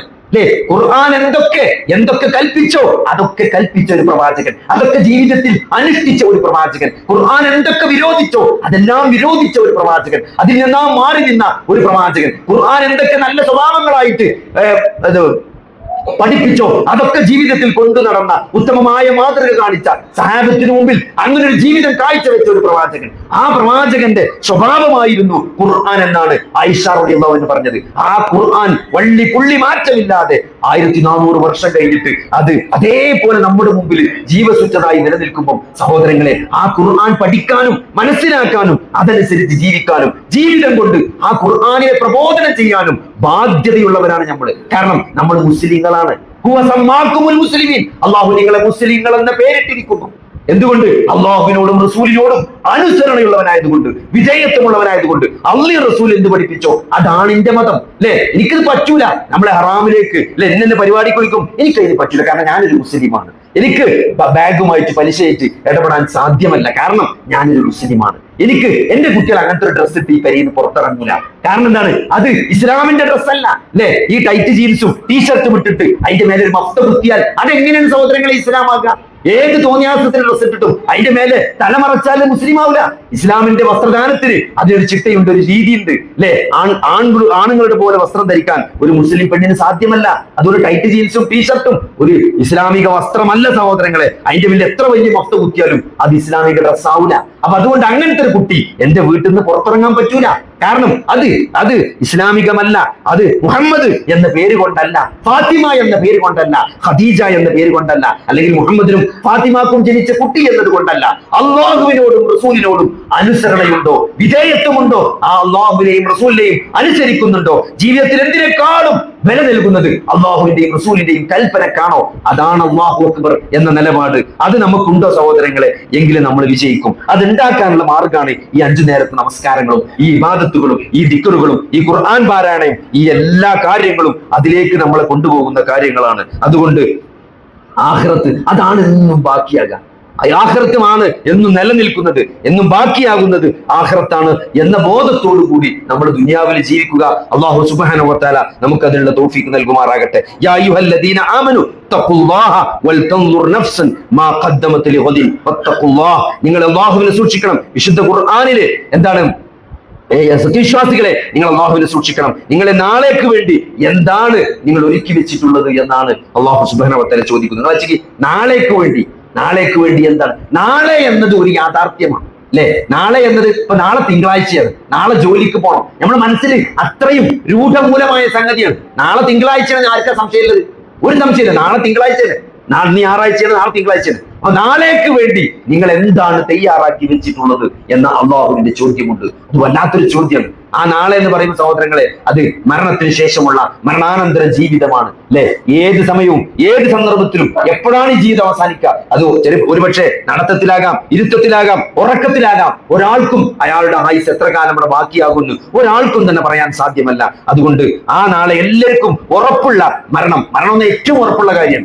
ഒരു സംശയമില്ലാത്ത കാര്യമാണ് നമ്മുടെ മരണം എന്നത്. ആ മരണത്തിന് ശേഷമുള്ള ജീവിതത്തിൽ എന്താണ് നമ്മൾ തയ്യാറാക്കി വെച്ചിട്ടുള്ളത് എന്ന് നമ്മൾ ഓരോരുത്തരും കൂടി ആലോചിക്കേണ്ടതുണ്ട്. നബി സല്ലല്ലാഹു അലൈഹി വസല്ലമ ഒരു ഖബറിന്റെ അരികിലൂടെ ഇങ്ങനെ സഹാബത്തായിട്ട് കടന്നു പോകുകയാണ് അല്ലെ. നമുക്കറിയാം, നമ്മളെ ഖബർസ്ഥാനിൽ നമ്മൾ നടന്നു പോകുമ്പോൾ നമുക്കറിയാൻ പറ്റും പുതിയ ഖബർ ഏതാണ് എന്ന്. ആ ഖബർസ്ഥാനിൽ നടന്നു പോകുന്ന ഏതൊരാൾക്കും മനസ്സിലാവും ഇവിടെ പുതിയ ഖബർ ഏതാണ്. കാരണം ആ മണ്ണിന് നല്ലൊരു ചോപ്പ് കളർ ഉണ്ടാവും, ആ മണ്ണിന് ചെറിയൊരു നനവുണ്ടാവും അല്ലെ. അത് ഒരു പുതിയ ഖബർ കണ്ടാൽ മനസ്സിലാകാത്ത ഒരാളുമില്ല. വളരെ റീസെന്റ് ആയി മറവ് ചെയ്യപ്പെട്ട ഒരു ഖബറിന്റെ അരികിലൂടെ അല്ലാഹുവിന്റെ റസൂൽ സല്ലല്ലാഹു അലൈഹി വസല്ലമ കടന്നുപോയത് അബൂ ഹുറൈറ എന്ന് പറയാണ്. അപ്പൊ ഒരു ഖബറിന്റെ അടുത്തെത്തിയപ്പോൾ നബിയോട് നിന്നതാണ്. ഈ ഖബറാളി ഇപ്പോൾ എന്താണ് ആഗ്രഹിച്ചു കൊണ്ടിരിക്കുന്നത് എന്ന് നിങ്ങൾക്ക് അറിയുമോ എന്ന് ചോദിക്കാം. അപ്പൊ സഹാബത്ത് പറഞ്ഞു, ഞങ്ങൾക്കറിയില്ല. എന്താണ് ആ ഖബറാളി ഇപ്പോൾ ആഗ്രഹിക്കുന്നത്? നിങ്ങൾക്ക് ബാക്കിയുള്ള ദുനിയാവിൽ അല്ലെ, അയാൾക്ക് ഇനി ദുനിയാവ് ബാക്കില്ല, അയാൾ ഖബറാളിക്ക് ഇനി ദുനിയാവ് ബാക്കില്ല, അയാളുടെ ദുനിയാവ് ലോക്കായി, അയാൾ ദുനിയാവ് സീൽ ചെയ്തു, അയാൾ വിചാരണ കാത്ത് ഖബറിൽ കിടക്കുകയാണ്. നിങ്ങൾക്ക് ബാക്കിയുള്ള നിങ്ങളുടെ ദുനിയാവില് അയാൾക്ക് ഏറ്റവും പ്രിയപ്പെട്ടത് 2 റക്അത്ത് സുന്നത്ത് നമസ്കാരമാണ് എന്ന് അയാൾ മനസ്സിലാക്കിയിരിക്കണം. ദുനിയാവിൽ ഏറ്റവും വിലയുള്ളത് എന്തിനാണ്? 2 റക്അത്ത് സുന്നത്ത് നിസ്കാരത്തിനാണ് എന്ന് ആ ഖബറാളി മനസ്സിലാക്കി കിടക്കുകയാണ്. പക്ഷെ അയാൾക്കൊന്നും ചെയ്യാനില്ല. നമ്മക്കത് ചെയ്യാനുള്ളത് നമ്മക്കാണ് പറഞ്ഞു തന്നത്, സഹാബത്തിനാണ് പറഞ്ഞു കൊടുത്തത്. സഹാബത്ത് താബീങ്ങൾക്ക് പറഞ്ഞെടുത്തു. 1400 വർഷമായിട്ട് അത് നമ്മളെടുത്തേക്ക് എത്തിയതിനാണ്. നമുക്കാണ് ഇപ്പൊ എന്തെങ്കിലും ചെയ്യാനുള്ള അവസരമുള്ളത് ഈ ജീവിച്ചിരിക്കുന്ന നമുക്ക്. അതുകൊണ്ട് സഹോദരങ്ങളെ, 2 റക്അത്ത് സുന്നത്ത് നമസ്കാരത്തിന്റെ വില മനസ്സിലാകുന്ന ഒരു നിമിഷം ഖബറിൽ നമുക്ക് വരും. പക്ഷേ അന്ന് സുന്നത്ത് നിസ്കരിക്കാൻ തിരിച്ചു പോകാനോ ഒരു സുബ്ഹാനല്ലാഹ് ചെല്ലാനോ ഒരു അല്ലാഹു അക്ബർ ചെല്ലാനോ പറ്റാത്ത ഒരു രീതിയിൽ ലോക്കാക്കിപ്പെട്ട് കിടക്കുന്ന ഒരു സന്ദർഭത്തിൽ ആ സന്ദർഭത്തിൽ ഒന്നും ചെയ്യാൻ പറ്റില്ല. അതുകൊണ്ട് എന്തെങ്കിലും ചെയ്യാനുള്ളത് അത് ഇപ്പോഴാണ് എന്ന് മനസ്സിലാക്കിക്കൊണ്ട് നമ്മൾ ജീവിതത്തെ ക്രമപ്പെടുത്തുക. അള്ളാഹു റസൂലും പറഞ്ഞതിന്റെ അപ്പുറത്തേക്ക് നമ്മൾ എന്ത് ചെയ്യരുത്? നമ്മൾ അള്ളാഹുവിന്റെ റസൂലിന്റെ ഈ കൽപ്പന ധിക്കരിക്കുന്ന ഒരവസ്ഥ ഉണ്ടാകരുത്. കഴിയുന്ന പരമാവധി അള്ളാഹുവിന്റെ കൽപ്പനകൾ പാലിച്ചുകൊണ്ട് ജീവിക്കുക. അള്ളാഹുവിന്റെ കൽപ്പനകൾ ഒരു തരത്തിലും ധിക്കരിക്കാതെ ജീവിക്കാൻ ശ്രദ്ധിക്കുക. അള്ളാഹുവിൽ ഒരു കാരണവശാലും പങ്കു ചേർക്കാതെ, വിദഅത്തുകൾ വന്നു പോകാതെ, പരമാവധി സുന്നത്തുകൾ ഫർളുകൾ മുഴുവൻ പാലിച്ചുകൊണ്ട് പരമാവധി സുന്നത്തുകൾ ചേർത്ത് പിടിച്ചുകൊണ്ട് ജീവിക്കാൻ ശ്രമിക്കുക. അള്ളാഹു സുബ്ഹാനഹു വ തആല തൗഫീഖ് നൽകുമാറാകട്ടെ.